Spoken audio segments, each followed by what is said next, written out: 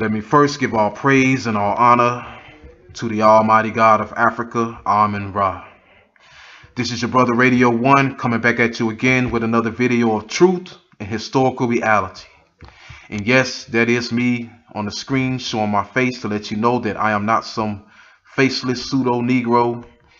And yes, to let you know that I am a real black man and I am not some fake, pale-skinned Puerto Rican, North African, Arab, albino, or the same people that you Negroes like to call black but are not black. But yes, that is me, a real black man, a true descendant of Pharaoh and a true son of Mizraim. Now in this video, I will be debunking a pseudo historian that goes by the name of Ronald Dalton. And the reason I call him pseudo is because he does not stick to the records left to us by the ancients, but instead he makes up his own pseudo history. And Ronald Dalton is attempting to disconnect African American people and West African people from their true African Hamite ancestors. And he is attempting to disconnect African Americans and West Africans from the ancient glorious empires of Kush in Egypt, our true ancestors. Now what Ronald Dalton is doing is no different from what white racists have been doing for the past hundreds of years, which is trying to disconnect African American people and Negro West African people from the great glorious empires of the Nile Valley. And I have a problem with pseudo historians who think that they can take it up on themselves to be the sole authority on the history of the people of Africa and ignore the ancient written accounts left to us by the ancients. But here is a reply that I will read from Ronald Dalton, and I'm going to get back to you. He says, West Africa has the highest percentage of Bantus, Israelites in all of Africa. Most of your Hamites are in East Africa, Central Africa, and the African Great Lakes around the Nile. Wake up, read my books, and watch my movie. What you said doesn't make any sense. So a Moor is a Canaanite Phoenician. Wait, the Moors say they are Moabites. Get off focusing on the Carthaginians, which is not a bloodline of Ham in the Bible, and tell me who are the Canaanites and Egyptians of today. So as we just read from Ronald Dalton, the highest percentage of Israelites dwelt in West Africa, and the majority of Hamites dwelt in East Africa. Well, not so fast. I'm here to tell you that that is a blatant lie, and Ronald Dalton showed no evidence to prove it, but just made it up out of his own imagination. But truth is, it was actually the other way around. And here's the verse that proves Ronald Dalton wrong, which is Isaiah 11:11. And it goes on to say, and it shall come to pass in that day that the Lord shall set his hand again the second time to recover the remnant of his people, which shall be left from Assyria and from Egypt and from Pathros and from Cush and from Elam and from Shinar and from Hamath and from the islands of the sea. Now this is coming from Isaiah, who was a prophet that lived during the 8th century BCE. And this event took place during the Assyrian invasion of Israel. And Isaiah gives a geographical location of where the dispersed Israelites dwelt at, which was from Assyria to Egypt, meaning from east to west, from Egypt to Cush, meaning from north to south, and from Cush to Elam, meaning from west to east, as you can see on the Table of Nations map here. So we see here, as early as the 8th century BCE, Israelites were already settled in East Africa, not West Africa. But we also see that West Africa is not even mentioned. But they were already settled in East Africa, and when they were in East Africa, their population grew. So this right here proves Ronald Dalton wrong, proving that the Israelites, that the majority of the Israelites actually dwelt in East Africa. And they were there since early as the 8th century BCE, and their descendants are the philosophers and the many Ethiopian people of today. But West Africa was not mentioned. So that leaves the question: when did Israelites or Jews come into West Africa? Because we find nowhere in the Bible of Israelites or Jews dwelling in West Africa. We find no mention of it. So Ronald Dalton He just made up his own pseudo history and expected you to believe it. This is why you have to do your own research. But I'm going to show the earliest mention of Israelites or Jews in West Africa. I'm going to post it up and I'll get right back to you. So now let us deal with the earliest mention of Jews in West Africa, or Jews or Israelites in West Africa. The source is from a writer named Al-Idrisi. Al-Idrisi was an Arab Islamic writer who lived in the 1100s AD, which was 1800 years after the Israelites settled in East Africa. And this is what Al-Idrisi had to say about the so-called Jews in West Africa. The land of Lamlam is to the south of Berusu. It is bounded on the west by Makara, to the east by Wankara, to the north by Ghana, and to the south by uninhabited regions. According to the accounts of the neighboring countries, the natives of Lamlam are Jews. The greater part of them are plunged in ignorance and unbelief. Al-Idrisi, 1099 to 1165 AD. So we see here that the Jews are not mentioned in West Africa until the 1100s AD. And we see that here that they dwelt south of Ghana. And Al-Idrisi also says that they are plunged in unbelief. They were unbelievers, meaning they were Gentiles or infidels, meaning that they were not even true Jews. They were converts. They were converts who were still practicing their old African ways.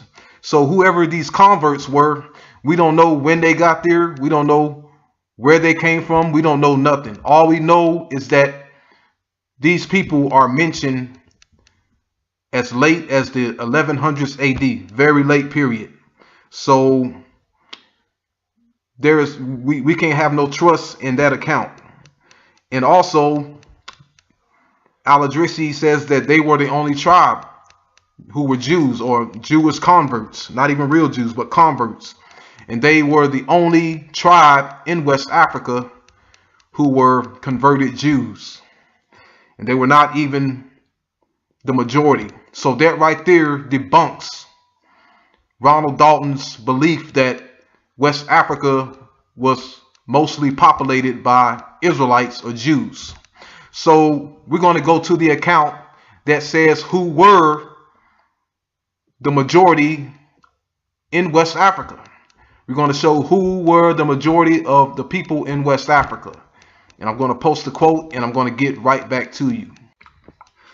So now let us deal with who were the majority of the people in ancient and medieval West Africa.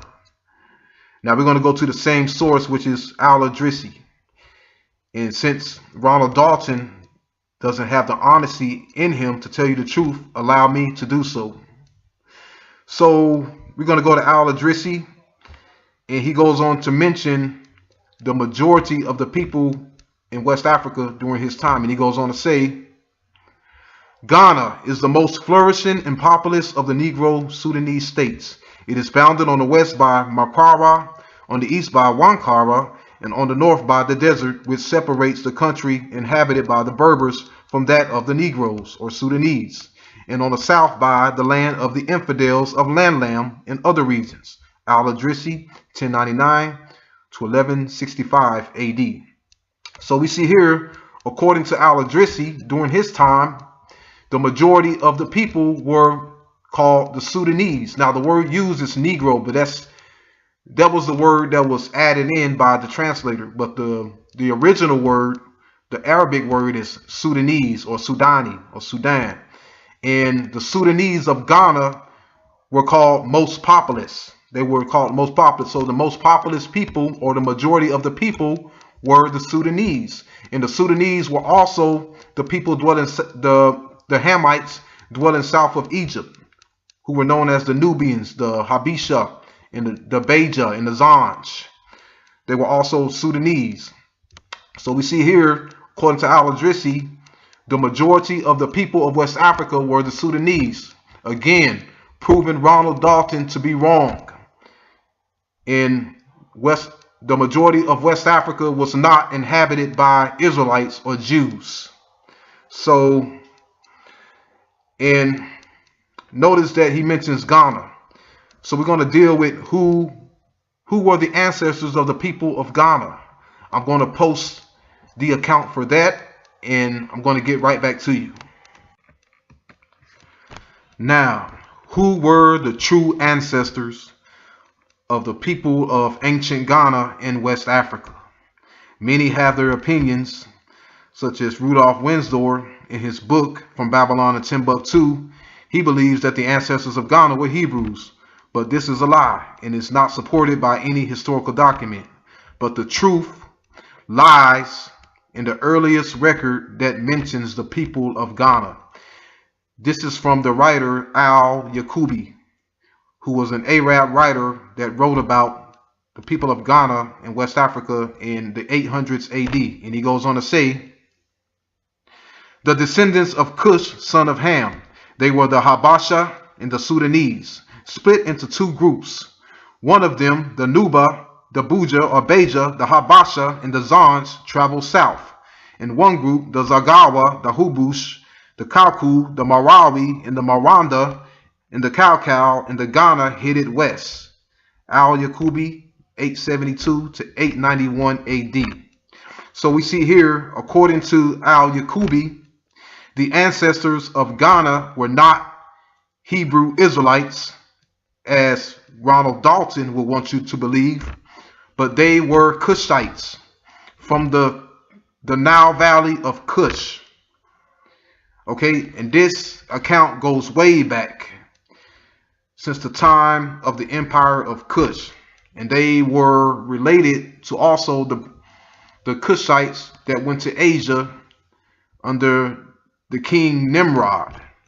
So it was around about this time that the sons of Cush, or the descendants of Cush, journeyed west and founded colonies along the Niger River. Now he mentions Zagawa. Zagawa is modern day Chad. Kaukau is where the word Gal derives from. So it is modern day Gal or Gal, which is in Mali on the Niger River.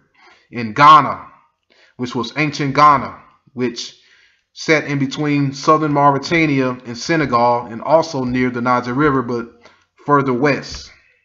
These were the descendants of the West Africans. They were Hamites. They were Cushites. Then later came the Egyptians under Misrahim. Then later the Canaanites from the north. And I'm going to get off into that as well. So we see here again that Ronald Dalton has again been refuted. And he failed to show these historical accounts so that he can sell you a lie that you are a Hebrew Israelite. So we see here in his teachings that he ignores valid official historical accounts in order to tell his own pseudo history. That's what he is. He is a pseudo historian, and he is charging you money to lie to you. But I'm giving you this lesson for free. I'm debunking his lies for free. I'm not charging you any money. But we're going to move on to the next topic. There are more accounts that mentions the Hamite ancestors of the people of West Africa. And they were the majority of the people of West Africa, and they dwelt in that land for a long time. And we're going to deal with another account from the historian Leo Africanus. I'm going to post it. I'm going to get right back to you. So now we're going to deal with the writings from Leo Africanus. Leo Africanus was a Moorish historian that lived in the 15th century AD, almost 500 years ago.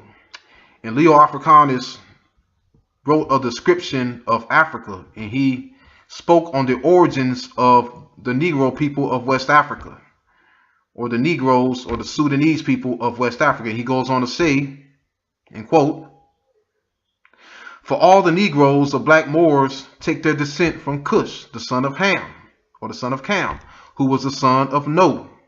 But whatsoever difference there be between the Negroes and the tawny Moors, certain it is they had all one beginning.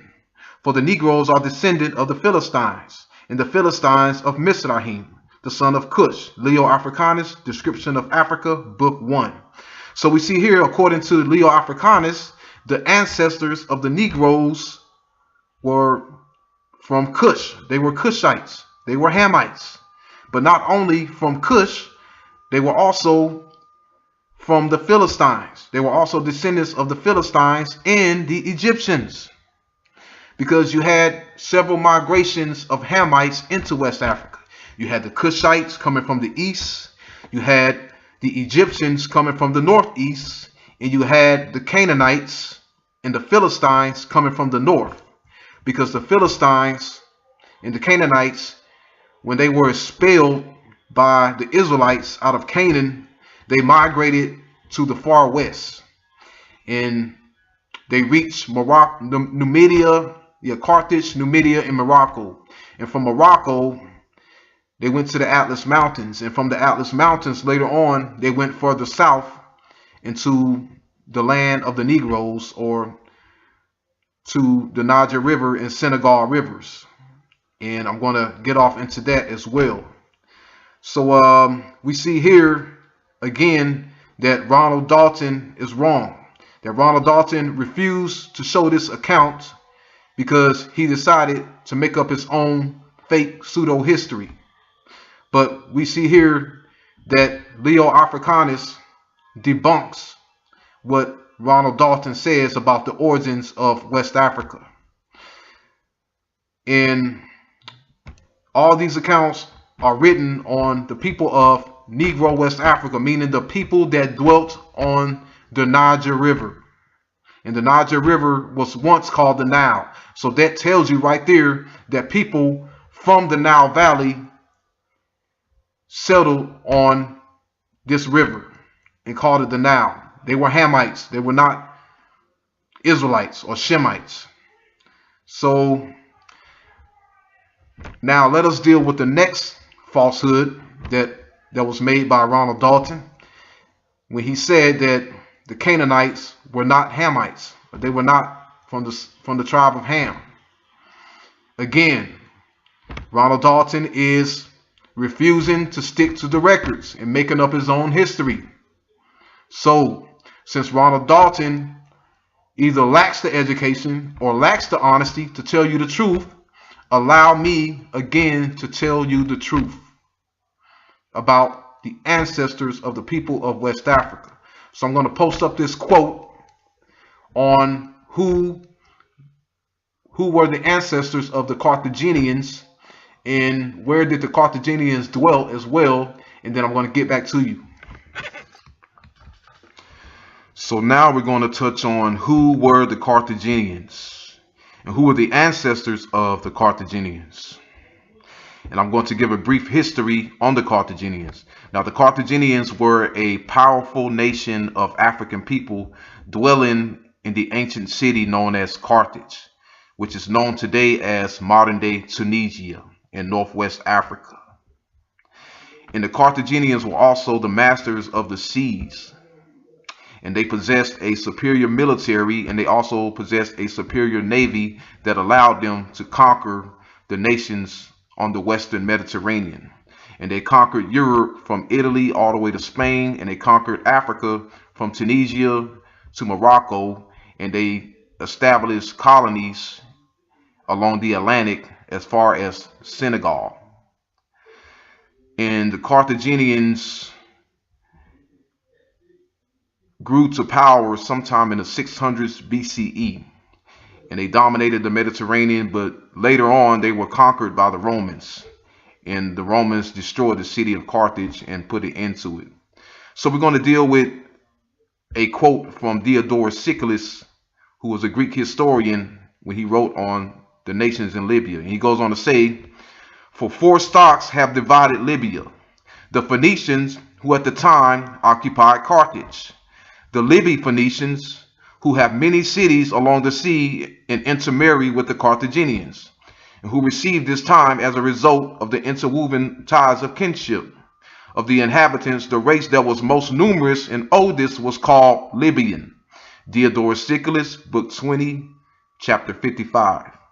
So we see here, according to Diodorus Siculus, the Carthaginians were Phoenicians. They were a Phoenician race. And we're going to get off into who the Phoenicians were.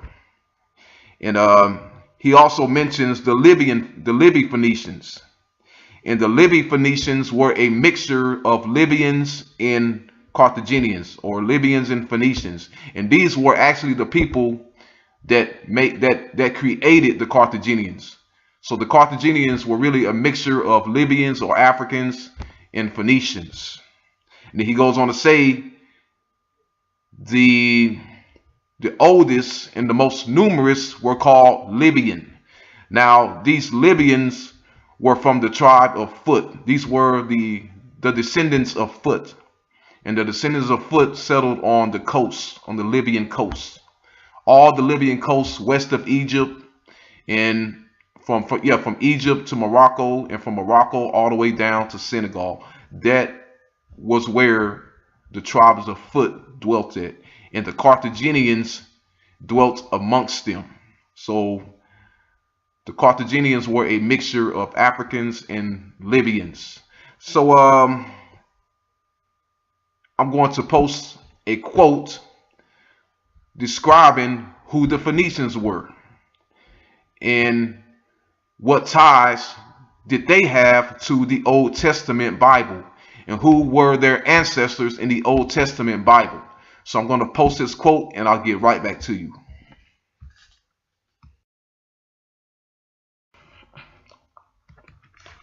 So now we're going to focus on who were the Phoenicians and who were the ancestors of the Phoenicians. And we're going to focus on a certain nation of people that will help us identify who the Phoenicians were. And these people were known as the Sidonians, and they dwelt in the city of Sidon, which was on the eastern Mediterranean.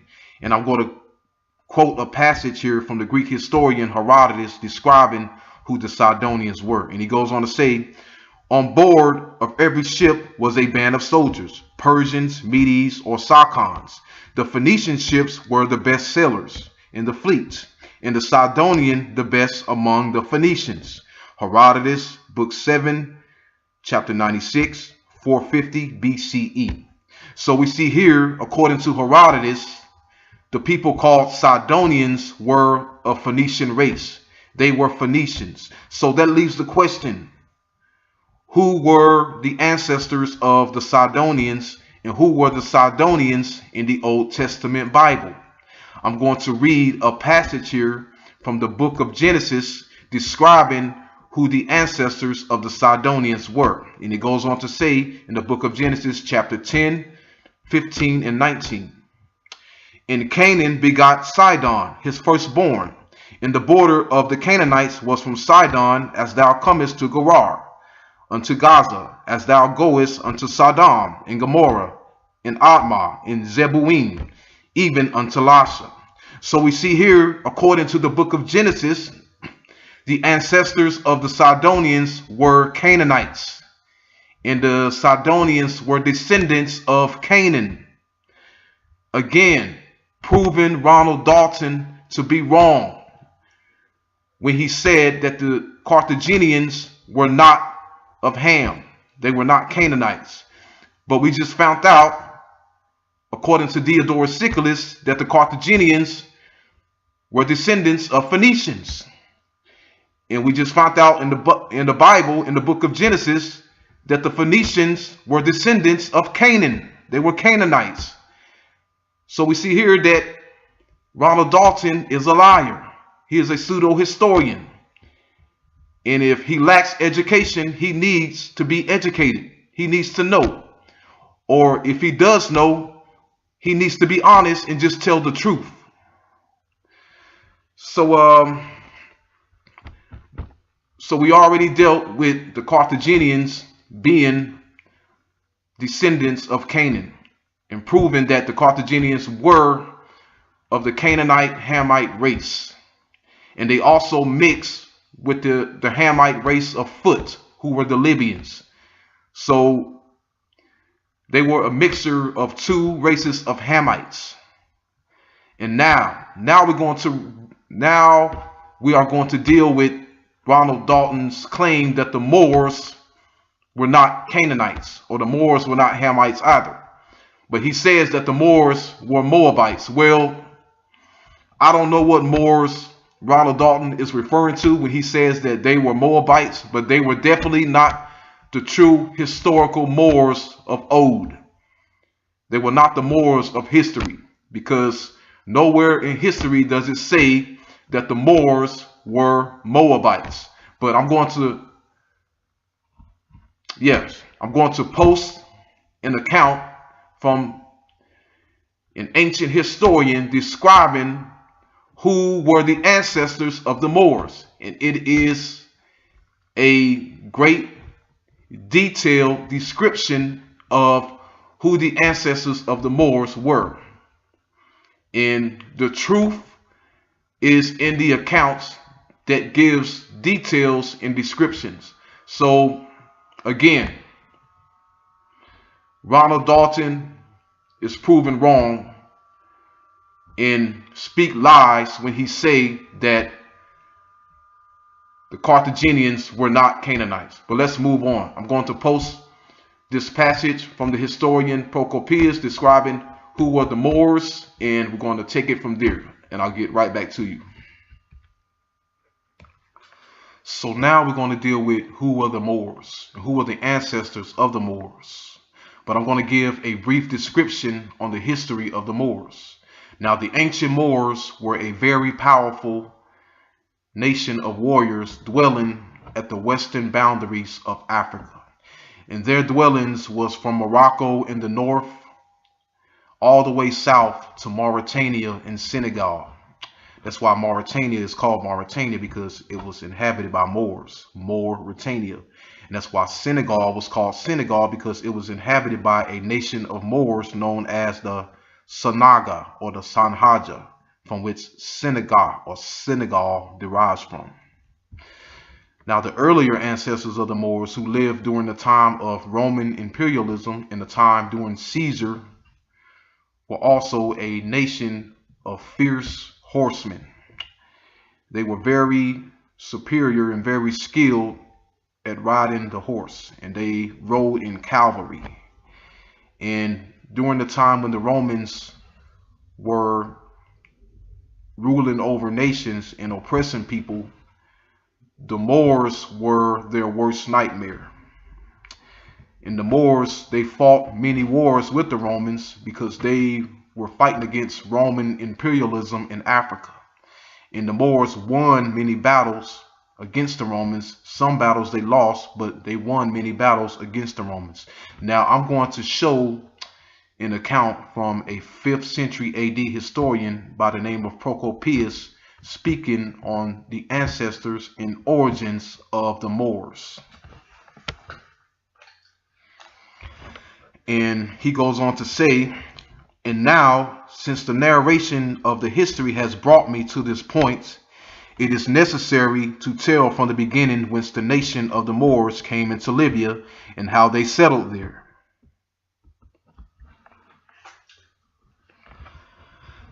When the Hebrews had withdrawn from Egypt and had come near the boundaries of Palestine, Moses, a wise man who was their leader on the journey, died, and the leadership was passed on to Joshua, the son of Nun, who led this people into Palestine, and by displaying a valor in war greater than that natural to a man, gained possession of the land, and after overthrowing all the nations, he easily won the cities, and he seemed to be altogether invincible.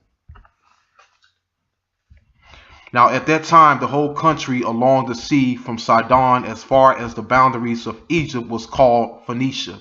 And one king in ancient times held sway over it, as is agreed by all who have written the earliest accounts of the Phoenicians. In that country there dwelt very populous tribes, the Girgashites and the Jebusites, and some others by the names which they are called in the history of the Hebrews.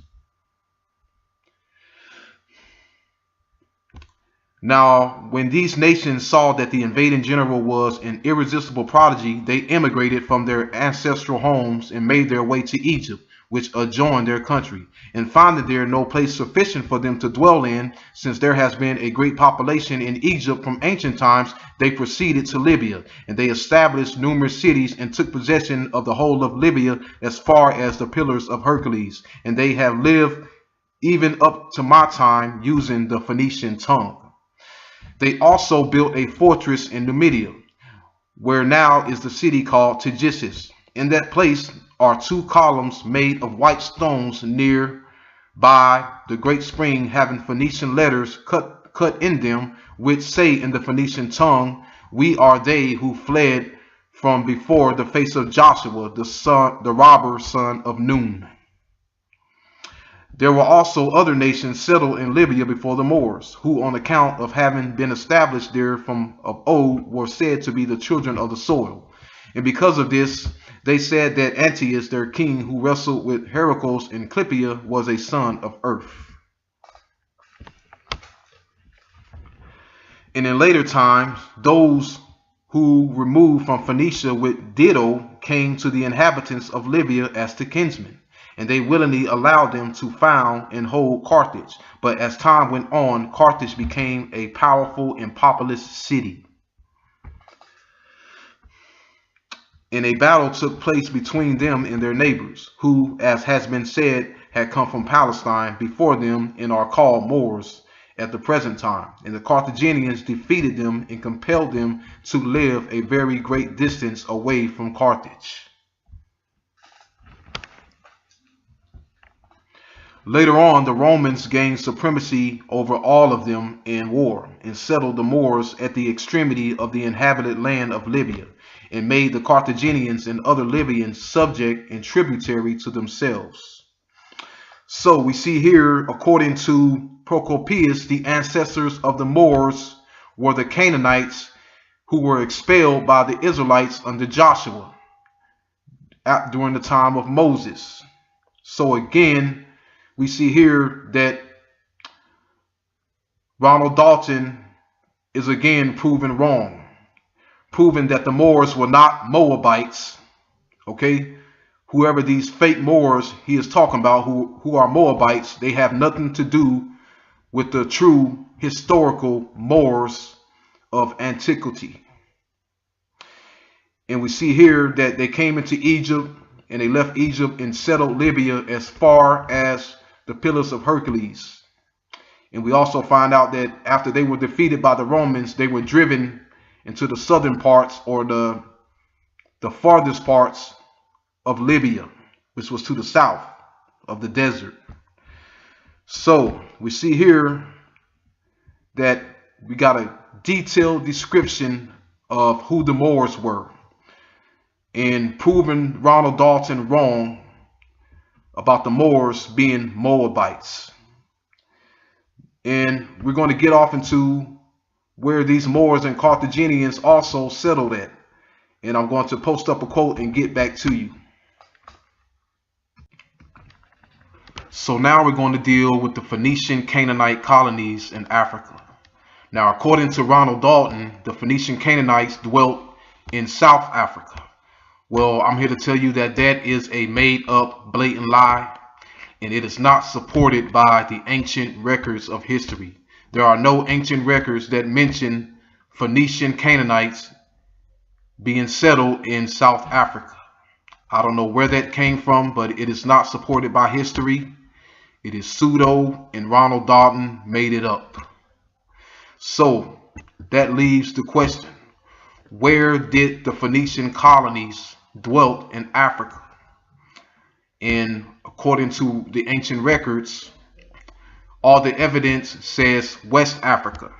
So the Phoenician Canaanite colonies were settled in West Africa, according to true history, real history, not the fake history that Ronald Dalton teaches you, but real history says that the Phoenician Canaanites dwelt in West Africa, not South Africa.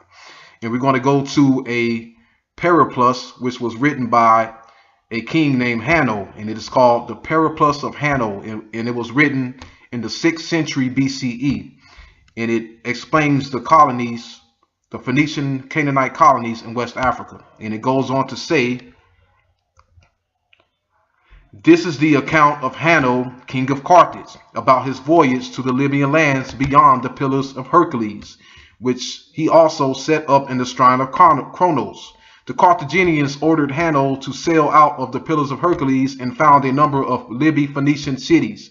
He set sail with 60 50-oared ships, about 30,000 men and women, food, and other equipment.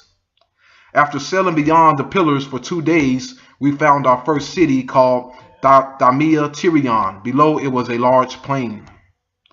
After our visit to the lake, we sailed on for 1 day. By the sea, we founded cities called Karakon, Tikos, Gaite, Accra, Melita, and Arambes.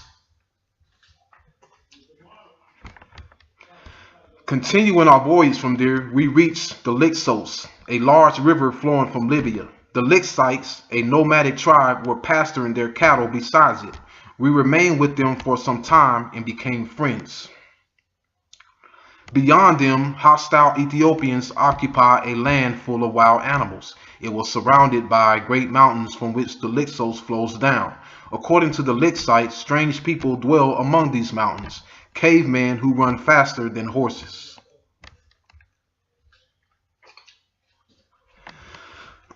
When we had got interpreters from the Lixites, we sailed along the desert shore for 2 days to the south.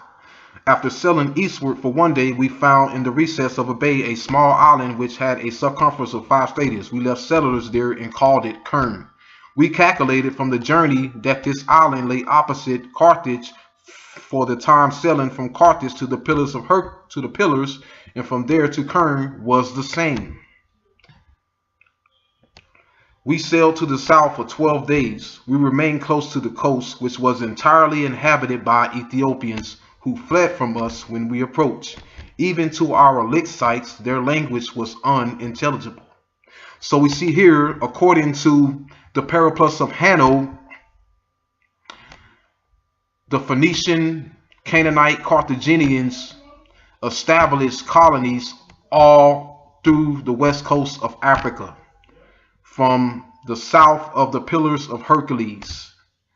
We also notice that he mentions that Kern, which was the southern boundary of their settlement, which was their last settlement to the south, the place called Kern or Cern, he said that from the Pillars of Hercules to Kern, it was the same distance as it was from Carthage to the Pillars of Hercules. Now, from Carthage to the Pillars of Hercules, or from modern-day Tunisia to Morocco, is 1,300 miles. So if you go 1,300 miles south of the Pillars of Hercules in Morocco, you're going to end up in southern Mauritania, in northern Senegal. So that is where the Phoenician Canaanites settled at. They settled along the west coast from Africa, from Morocco all the way down to Senegal. They settled in West Africa, not South Africa. So now we are going to read from Diodorus Siculus, and he goes on to say, on proceeding outside the straits at the Pillars, with Libya on the left, one comes to a mountain which the Greeks call Atlas, and the barbarians Dyrus. From this mountain projects a farthermost spur, as it were, towards the west of Maruja, the Cotes, as it is called. And nearby is a small town above the sea, which the barbarians call Tinks, though Artemidorus has given it the name Lynx, and Eratosthenes Lixus. It is situated across the strait opposite of Gadara, at a distance of 800 stadia, which is about the distance of each of the 2 places, the straits at the Pillars. To the south of Lixus in the Cotes lies a gulf called the Emporicus Gulf, which contains settlements of Phoenician merchants.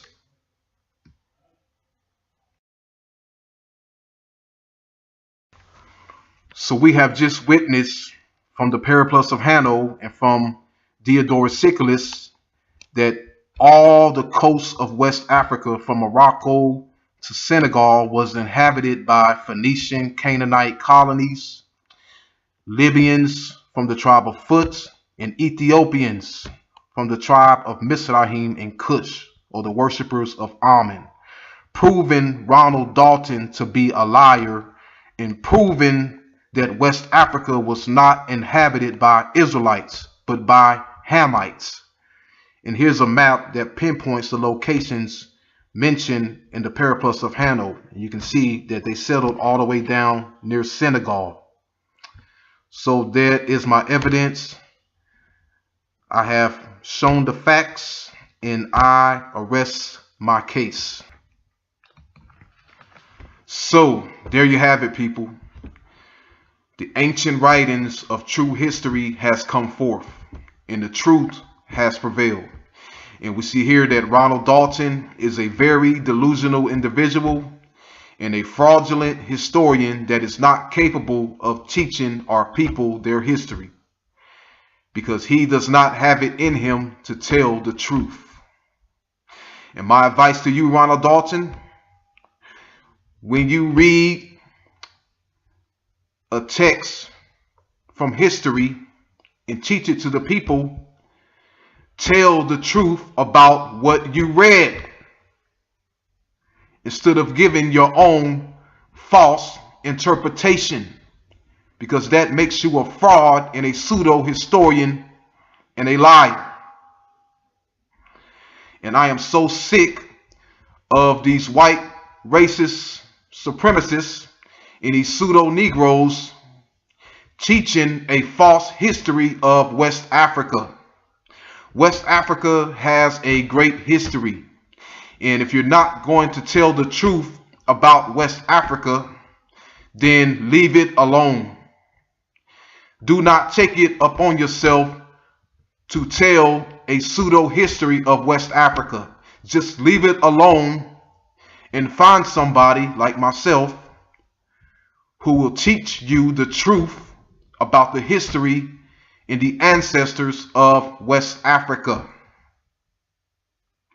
So we see here falsehood at its best, pseudo history at its best. Now, the average person who does not read and study as hard as I do will believe this nonsense. But myself, when I hear nonsense like this, I just can't help but to say, where is this garbage coming from? Does this Negro read real history? So we see here falsehood and lies has once again been exposed. And I'm going to take it upon myself to teach real history. Now, I was going to check out this movie called Hebrews to Negroes, but now that I have found this out about Ronald Dalton, I'm not even going to waste my money, because I don't want to waste my money being educated on lies and falsehood. I thought it was going to be interesting, but I don't know. Maybe if I get a chance to see it for free, I'll see it for free. But truth is, I don't want to see it at all. If it's going to have this type of falsehood in it, I don't want to see it at all. So people, we have to start telling truth about history. We can't just cherry pick who we want to be in history. If you're going to do that, then you might as well leave it alone and just claim nobody, if you're not going to claim what evidence points to you. So we're going to end it there. And that was my interpretation on the whole thing. I had to bring out the text and the records, the true records of real history, because there is too much falsehood going on these days. Too many groups making up their own fake history. And that's when people like me come in to correct the whole thing. And that's why a lot of people hate me, because I do not agree with their falsehood. But I am not going to turn my back on the truth. I put the truth first before anything. I put the truth before being an Israelite or anything. See, that's the problem with the Israelites. They want to be an Israelite before the truth. They'd rather be an Israelite than tell the truth. I'd rather tell the truth than be an Israelite. So this is your brother Radio 1 coming back at you again with another video of truth and historical reality. And until next time, Egypt stays in Africa. Peace and Amen Ra.